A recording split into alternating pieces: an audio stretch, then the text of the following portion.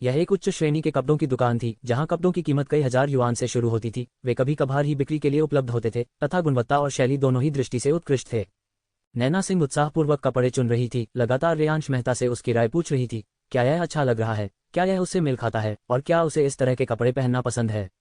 रेयांश मेहता को अंततः एक महिला के साथ खरीदारी करने का सिरदर्द अनुभव हुआ, क्योंकि चाहे उसने कितनी भी स्वीकृति में सिर हिलाया हो और प्रशंसा की हो, नैना सिंह ने एक भी वस्तु नहीं खरीदी। उसका स्वाद बहुत ही नखरेबाज था। शायद उसने जो प्रश्न पूछे थे वे महज अवचेतन थे। एक महिला को क्या चाहिए, इसका निर्णय अक्सर उसके दिल में पहले से ही हो चुका होता है। अंततः नैना सिंह कपड़े पहनकर देखती रही और आधे घंटे बाद उसने आखिरकार एक टॉप चुन लिया। हालांकि यह सिर्फ एक वस्तु थी, लेकिन इसकी कीमत बहुत ज्यादा थी, जो 20,000 युआन थी। इस प्रक्रिया के दौरान रेयांश मेहता एक तरफ बैठकर विचार और ध्यान में खोया हुआ था। उन्होंने महसूस किया कि उनमें सचमुच बहुत धैर्य था। कपड़े काउंटर पर रखते हुए रेयांश मेहता ने अपना कार्ड निकाला और महिला कैशियर को दे दिया। महिला कैशियर ने कार्ड स्वाइप किया और जब उसने कंप्यूटर पर कार्ड धारक का नाम देखा तो वह चौंक गई। वह काफी देर तक ठिठक गई, बार बार कंप्यूटर पर नाम को देखती रही, फिर रेयांश मेहता को, जो थोड़ा छिपा हुआ था। जल्द ही वह रेयांश मेहता से आंख मिलाने की हिम्मत नहीं कर पाए और एक कब्ज भरे भाव के साथ उसने अपना सिर नीचे कर लिया और कहा, मुझे माफ करना चेयरमैन मेहता, यहाँ जो कपड़े हैं हम उन्हें आपको नहीं बेच सकते। ये कहने के बाद उसने कार्ड रेयांश मेहता को वापस सौंप दिया। रेयांश मेहता ने कार्ड नहीं लिया। उसका मूलतः शांत चेहरा तुरंत गंभीर हो गया। मैंने चीजें चुनने में आधा घंटा लगा दिया और अब जब भुगतान का समय आ गया है तो आप मुझसे कह रहे हैं कि आप उन्हें नहीं बेचेंगे।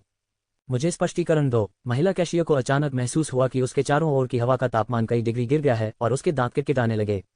मुंबई के इस प्रसिद्ध अधिपति का सामना करते हुए वह, एक साधारण व्यक्ति, ऐसा महसूस कर रही थी जैसे वह आकाश में सूर्य को देख रही हो तथा उसकी निगाहों से मिलने का साहस नहीं कर पा रही थी। मुझे खेद है, हमारे बॉस ने ऐसा कहा, मुझे नहीं पता क्यों। टोम सिटी के बॉस ने सभी स्टोर मैनेजरों को आदेश जारी किए और स्टोर मैनेजरों ने फिर हमें बताया। मैं नहीं चाहता, कृपया चेयरमैन मेहता मेरे लिए चीजें मुश्किल न बनाएं। महिला कैशियर के चेहरे पर ठंडा पसीना बहने लगा क्योंकि उसे अभूतपूर्व दबाव महसूस हो रहा था। नैना सिंह की नाजुक भौहें भी थोड़ी सिकुड़ गईं और उसकी आंखों में एक ठंडी रोशनी चमक उठी। उसका मूल रूप से अच्छा मूड तुरंत खराब हो गया। इस मामले में कुछ तो बहुत गलत था। एक प्रांतीय एजेंट ने रेयांश मेहता को अपमानित करने का साहस किया है, विशेष रूप से नवरन प्रांत में। इसके पीछे कोई साजिश होनी चाहिए। रेयांश मेहता ने महिला कैशियर के लिए चीजें मुश्किल नहीं बनाई। उसकी उपस्थिति को देखते हुए वह डर को बर्दाश्त नहीं कर सकती थी और यह एक कर्मचारी के साथ व्यवहार करने लायक नहीं था। तुम नहीं बिकोगे, है ना? बहुत अच्छा, ये पोशाक रख लो, कुछ दिनों में तुम्हारा बॉस इसे स्वयं मेरे घर पहुंचा देगा। और जब आप ऐसा कर रहे हो तो कृपया अपने बॉस को बताएं कि उन्होंने गलत पक्ष चुना है। बोलने के बाद रेयांश मेहता ने नैना सिंह का हाथ पकड़ लिया और पीछे देखे बिना उच्चांत कपड़ों की दुकान छोड़ दी। उनके पास इस स्टोर को तुरंत बंद करने की शक्ति थी, लेकिन ऐसा करना उचित नहीं था। यह एक छोटी सी दुकान थी, इसे बंद करवाना उनके लिए व्यक्तिगत रूप से थोड़ा असह्य होगा। इसके अलावा मूल कारण स्टोर मैनेजर या कर्मचारी नहीं थे, बल्कि उनके बॉस थे और वह व्यक्ति था जिसने उनके बॉस को ऐसा करने के लिए मजबूर किया था। केवल मूल कारण को संबोधित करके ही समस्या का पूर्ण समाधान किया जा सकता है। जैसे ही वे पैदल मार्ग पर चले, नैना सिंह ने अपनी नाक सिकुड़ते हुए गुस्से से कहा, युवा मास्टर, उनके पीछे बैठे बॉस को क्या हो गया है? वे अचानक हमें क्यों निशाना बना रहे हैं? क्या वे पागल हो गए हैं? उसे यह समझने में कठिनाई हुई। ये दुकान मालिक एक प्रसिद्ध विदेशी उच्च स्तरीय ब्रांड का एजेंट था। यद्यपि यह बहुत लाभदायक था, लेकिन मेहता इंडस्ट्रीज की तुलना में ये कुछ भी नहीं था। इसके अलावा जो व्यापारी ऐसे उच्च स्तरीय उत्पादों के लिए एजेंट के रूप में कार्य करते हैं, वे आमतौर पर परिष्कृत होते हैं और सामाजिक मेलजोल में कुशल होते हैं तथा शायद ही कभी लोगों को नाराज करते हैं, विशेष रूप से रेयांश मेहता जैसे धनी व्यक्तियों को, जो उनके प्रमुख ग्राहक थे। मेहता परिवार के पेशेवर स्टाइलिस्ट ने पहले भी इस ब्रांड से कई कपड़े ऑर्डर किए थे और उन्होंने मेहता परिवार से बहुत पैसा कमाया था। अब जैसे ही उन्होंने रेयांश मेहता का नाम देखा, वे सीधे तौर पर अपनी पीठ मोड़ रहे थे, बेचने से इनकार कर रहे थे। ये व्यवहार अत्यंत घृणित था, कोई भी इसे बर्दाश्त नहीं कर सकता था। रेयांश मेहता ने ठंडे स्वर में कहा, एक छोटा एजेंट निश्चित रूप से ऐसा करने की हिम्मत नहीं करेगा। यदि चैम्बर ऑफ कॉमर्स के अध्यक्ष उसका समर्थन कर रहे हैं तो उसके पास कोई विकल्प नहीं है। विशाल कुमार, नैना सिंह ने आंखें चौड़ी करते हुए कहा, इस दुनिया में प्रांतीय चैम्बर ऑफ कॉमर्स के अध्यक्ष के पास पूरे प्रांत के सभी व्यापारियों के लिए कनेक्शन और जानकारी होती है। चैम्बर ऑफ कॉमर्स के अध्यक्ष के पास अनेक शक्तियां होती हैं तथा उनके पास नवरंग प्रांत में वाणिज्यिक संसाधन आवंटन का प्रबंधन करने की क्षमता होती है। उदाहरण के लिए, यदि इस विदेशी ब्रांड के समान कोई उच्च स्तरीय फैशन ब्रांड नवरंग प्रांत में प्रवेश करना चाहता है और अपनी बिक्री बढ़ाना चाहता है, चैम्बर ऑफ कॉमर्स के अध्यक्ष को इस ब्रांड को नवरंग प्रांत में प्रवेश करने और बाजार में बाधा उत्पन्न करने से रोकने का अधिकार है। केवल एक शब्द से वह ये सुनिश्चित कर सकता है कि इसके पास कोई संसाधन नहीं है, ये स्टोर खोलने के लिए आधिकारिक प्राधिकरण प्राप्त नहीं कर सकता है और इसे प्रवेश करने से रोक दिया गया है। विशाल कुमार नवरंग प्रांत में ड्रैगन हॉल के मुख्य कर्मियों में से एक है। रेयांश मेहता ने सिर हिलाया, वह आगे बढ़ने से खुद को रोक नहीं सका। मैंने सोचा कि वह कुछ देर और निरीक्षण करेगा। इसमें कोई संदेह नहीं है कि इस स्टोर के अलावा अन्य व्यवसायों को भी समस्याओं का सामना करना पड़ा है और वे मुझे सामान नहीं बेचेंगे। मेरा अनुमान है कि यह केवल लग्जरी स्टोर्स की बात नहीं है। अब मुझे डर है कि नवरंग प्रांत के सभी व्यापारी मुझसे प्लेग की तरह बच रहे हैं। मुझे लगता है कि उन्होंने पहले ही गुप्त रूप से एक बैठक आयोजित कर ली है। नैना सिंह ने गुस्से से कहा, हमारा यूचेन समूह भी चैम्बर ऑफ कॉमर्स में पंजीकृत है, तो हमें कोई खबर क्यों नहीं मिली? ये वास्तव में घृणित है। रेयांश मेहता ने कहा, यह बैठक हमें निशाना बनाने के लिए आयोजित की गई थी, इसलिए निश्चित रूप से उन्होंने हमें सूचित नहीं किया। युवा मास्टर, अब हमें क्या करना चाहिए? नैना सिंह ने हैरान होकर पूछा। रेयांश मेहता ने फिर मुस्कुराते हुए कहा, क्या आप अब से बहुत सारे मुफ्त ब्रांडेड कपड़े, मुफ्त गहने, मुफ्त विभिन्न सौंदर्य उत्पाद, सौंदर्य प्रसाधन आदि चाहते हैं? नैना सिंह आश्चर्यचकित था। युवा मास्टर, मजाक मत करो, चलो जल्दी से इस मामले को हल करते हैं। रेयांश मेहता ने कहा, मैं गंभीर हूँ। इसी सड़क पर जो भी दुकानें हैं, उनमें से आप अपनी पसंद की किसी भी दुकान में जाकर सामान देख सकते हैं। मैं गारंटी देता हूं कि कुछ दिनों में वे रोएंगे और ब्लू माउंटेन विला को स्थायी मुफ्त पास भेज देंगे। नैना सिंह का दिल धड़क उठा, उसे लगा कि रेयांश मेहता झूठ नहीं बोल रहा है। फिर उन्होंने याद दिलाया कि जब से रेयांश मेहता ने यूचेन समूह का कार्यभार संभाला है, तब से उनके द्वारा कहे गए सभी वादे और विकास पूरे हो चुके हैं। इस बार ये सच हो सकता है। उसने इस सड़क पर लग्जरी दुकानों को देखा और अचानक उसकी आंखों के सामने एक धुंधलापन सा महसूस हुआ। वह लगभग सब कुछ देख पाने में असमर्थ थी। चैनल, गुची, डायर, दाजुओ आभूषण, लाहुआंग जियांग आभूषण। नैना सिंह के पास पैसे की कमी नहीं थी, लेकिन अगर वह इन घृणित व्यापारियों को खून बहाने पर मजबूर कर सकती थी, तो वह इतना अच्छा सौदा नहीं छोड़ती। चलो चलें, खरीदारी करते रहें। रेयांश मेहता की मुस्कान लौट आए और जैसे ही उसकी नज़र इन व्यवसायों पर पड़ी, उनकी गहराई में एक चंचल चमक दिखाई दी। वे सचमुच सोचते थे कि वह बहुत नर्म स्वभाव का है, उसे सामान बेचने से मना करना उसका अपमान करना था। यह अभी भी वही कहावत थी, कोई चुनाव करते समय उस चुनाव से उत्पन्न होने वाले परिणामों की श्रृंखला पर विचार करना चाहिए। इसके बाद रेयांश मेहता नैना सिंह को हर लग्जरी स्टोर में घुमाने ले गया। बिना किसी अपवाद के इन दुकानों के कर्मचारियों ने जब ये जान लिया कि वह रेयांश मेहता है, तो उसे कुछ भी बेचने से इनकार कर दिया। कई कर्मचारी भी भयभीत थे। जब रेयांश मेहता अंदर आया तो उन्हें उसकी पहचान का पता नहीं चला था, और जब उन्होंने भुगतान के दौरान कार्ड पर उसका नाम देखा तो उनकी दृष्टि अचानक धुंधली हो गई। उनका सबसे बुरा डर सच हो गया था। मुंबई में स्थानीय सत्ता और उनके बॉस के बीच लड़ाई चल रही थी, और वे कर्मचारी होने के नाते इसके परिणाम भुगत रहे थे। सौभाग्य से रेयांश मेहता ने उसके लिए चीजें मुश्किल नहीं बनाई, और यह जानने के बाद भी कि उसे खरीद से मना कर दिया गया है, वह फिर भी मुस्कुराते हुए चला गया। रेयांश मेहता के जाने के बाद ही उन्होंने जल्दबाजी में उसकी यात्रा की सूचना दी। और वह कौन सी दुकान थी? क्या हमें होटल भी चलना चाहिए? कार डीलरशिप का क्या? नैना सिंह अस्वीकार किए जाने के बाद अब बिल्कुल भी गुस्से में नहीं दिख रही थी। इसके बजाय वह उत्साह से भरी हुई थी, लगातार रेयांश मेहता से सवाल पूछ रही थी, उसकी आंखें चमक रही थीं। रेयांश मेहता ने मुस्कुराते हुए कहा, यह बहुत धीमी है नैना सिंह। अपने अधीनस्थों को मेरे नाम का उपयोग करके प्रत्येक व्यापारी के पास जाओ जो नवरंग प्रांत चैम्बर ऑफ कॉमर्स में शामिल हो गए हैं, और चीजें खरीदो। जो लोग बेचने से इनकार करते हैं, उन सभी का रिकॉर्ड रखें, उन्हें एक पुस्तक में संकलित करें, और तब हमें पता चलेगा कि इस मामले में किन लोगों ने भाग लिया था। नैना सिंह की आंखें चमक उठीं और उसने प्रशंसा करते हुए कहा, युवा मास्टर के पास अभी भी सबसे अच्छे विचार हैं। हाँ, मैं देखना चाहती हूँ कि यहाँ कितने सांप, कीड़े और चींटियां हैं। व्यापारियों को गुप्त रूप से रेयांश मेहता को सामान न बेचने का आदेश दिया गया था, इसलिए वे निष्क्रिय थे और बोलने की हिम्मत नहीं जुटा पा रहे थे। जब तक रेयांश मेहता उनकी दुकानों पर सामान खरीदने नहीं आता, वे स्वाभाविक रूप से इसे उजागर नहीं करते। आखिरकार रेयांश मेहता चाहे कितना भी बुरा क्यों न हो, वह अभी भी सैकड़ों अरबों की संपत्ति वाला एक टाइकून था। लेकिन नवरंग प्रांत चैम्बर ऑफ कॉमर्स के सभी सदस्यों को इस बात से डर लगा कि सिर्फ एक दिन के भीतर रेयांश मेहता के अधीनस्थों ने उनके सभी व्यवसायों को संरक्षण दे दिया था।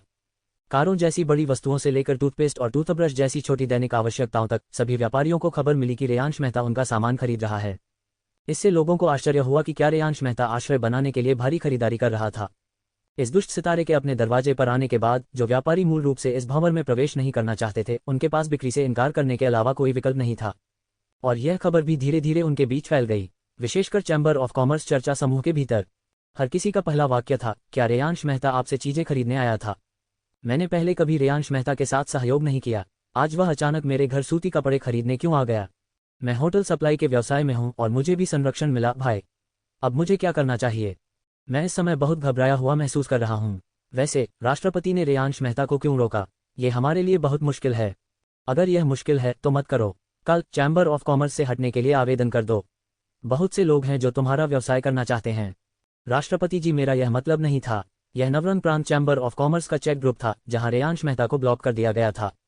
समूह में भयभीत सदस्यों को देखते हुए विशाल कुमार फिर भी बाहर आया और कुछ कहा। उनकी राय में यह कोई बड़ी बात नहीं थी, ये तो बस रेयांश मेहता का मामला था। क्या वह उनसे, राष्ट्रपति से भी बड़ा हो सकता है? उसकी मानसिकता किसी मार्शल आर्ट गठबंधन के नेता जैसी थी।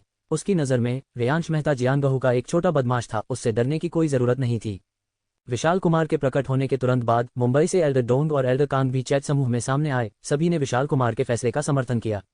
एल्डर डोंग ने समूह में एक स्माइली चेहरा भेजा, सभी लोग चिंता न करें। रेयांश मेहता अंततः पहले गलत है।